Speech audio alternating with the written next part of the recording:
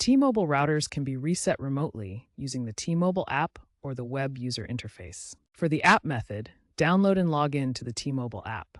Navigate to Internet, then your gateway, and select Advanced Settings. From there, choose either Reboot or Factory Reset. The Gateway Settings page shows your device status and connected devices.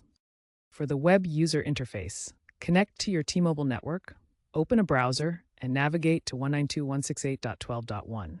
Log in with admin credentials. Remember to change the default password for security.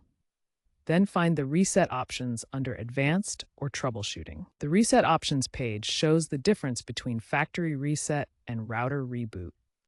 A reboot, or soft reset, restarts the router without erasing your settings, fixing temporary issues, and causing minimal disruption.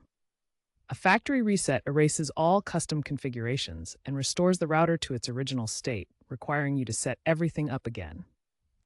Remote resets can disrupt internet service for a few minutes, so use them cautiously. Always back up your settings if possible to avoid losing custom configurations. If a remote reset fails, first ensure you have a stable network connection. The flowchart shows key troubleshooting steps to follow. If issues persist after trying these steps, contact T-Mobile support for assistance.